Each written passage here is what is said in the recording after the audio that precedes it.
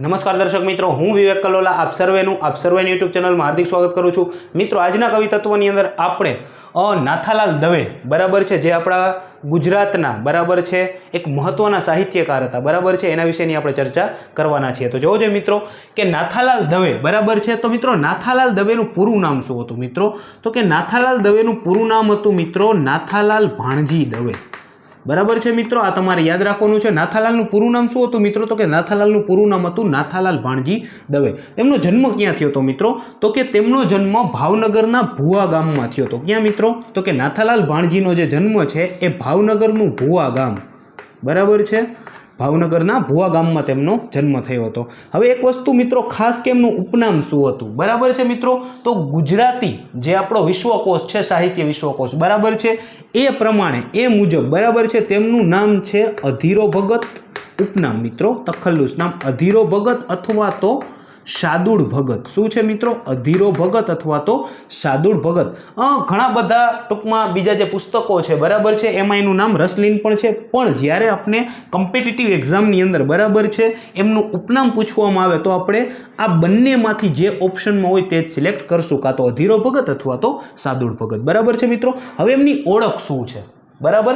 તો મિત્રો જે નાથાલાલ ભાણજી દવે છે બરાબર, એ કવિ હતા, એક વાર્તાકાર હતા બરાબર છે, અને સારા એવા અનુવાદક પણ હતા બરાબર છે મિત્રો। તેમના અભ્યાસની વાત કરું મિત્રો તો નાથાલાલ ભાણજી દવે છે બરાબર છે, તેમણે BA કરેલું છે, MA કરેલું છે અને BT પણ કરેલું હતું બરાબર છે।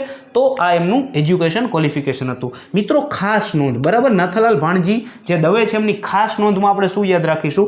તો મિત્રો 1956 થી 1970 બરાબર છે, આનો આ જે સમયગાળો છે બરાબર છે એની વચ્ચે, એટલે કે 1956 થી 1970 વચ્ચેના સમયગાળા સુધીમાં તેમણે બરાબર છે તેમણે ગુજરાતના શિક્ષણ અધિકારી બરાબર, એટલે કે તેઓ ગુજરાતના શિક્ષણાધિકારી હતા, એની સેવા પણ તેમણે આપેલી છે બરાબર। તો આપણે ખાસ યાદ રાખવાનું રહેશે બરાબર છે મિત્રો। તેમની કૃતિઓ આપણે જોઈએ બરાબર છે તો તેમણે ઘણી બધી કૃતિઓ લખેલી છે મિત્રો બરાબર છે, જેમાંની ફેમસ છે કાલિંદી, જાનવી, અનુરાગ, પિયાબીન, ઉપદ્રવ ભાગ 1 અને 2 બરાબર છે મિત્રો।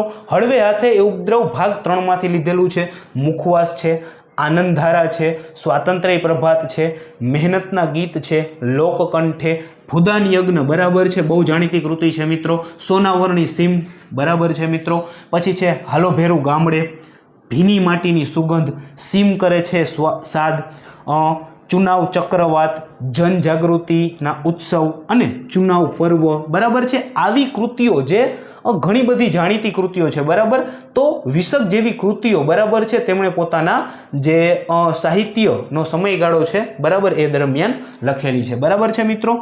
બીજી વસ્તુ કે તેમણે ઘણા બધા વાર્તા સંગ્રહો પણ આપેલા છે, એની અંદર આપણે જોઈએ તો નવું જીવતર, ભદ્રા, ઉડતો માનવી, શિખરોને પેલે પાર અને મીઠી છે જિંદગી બરાબર, એનો સમાવેશ થાય છે બરાબર છે મિત્રો। હવે ખાસ વાત બરાબર કે રવિન્દ્ર વૈભવ મિત્રો, આ જે રવિન્દ્ર વૈભવ છે બરાબર છે તે આઈ થિંક 1986ની અંદર લખવામાં આવેલી હતી। હવે રવિન્દ્ર વૈભવ છે શું મિત્રો બરાબર છે?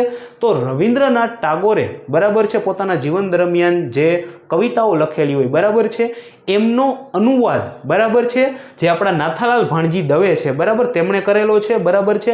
એટલે કે રવિન્દ્રનાથ ટાગોરની જે કવિતાઓ છે બરાબર એનો અનુવાદ કરીને તેમણે આખો રવિન્દ્ર વૈભવ નામે કવિતાનો સંગ્રહ આપેલો છે। તો રવિન્દ્ર વૈભવ એ છે બરાબર, એટલે કે રવિન્દ્ર વૈભવ છે એ નાથાલાલ ભાણજી દવે છે બરાબર, એમની કવિતાઓનો સંગ્રહ છે, અનુવાદ, કેમ કે મેં તમને કીધું ને મિત્રો કે એક સારા અનુવાદક પણ તેઓ હતા બરાબર છે મિત્રો।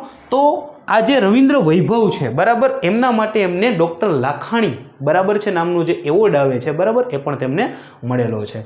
તો આ હતા આપણા નાથાલાલ ભાણજી દવે। આશા રાખું છું તમને નાથાલાલ ભાણજી દવેની બરાબર છે ટુ ધ પોઈન્ટ પરીક્ષાલક્ષી માહિતી સમજાવવામાં હું સફળ થયો હોઈશ।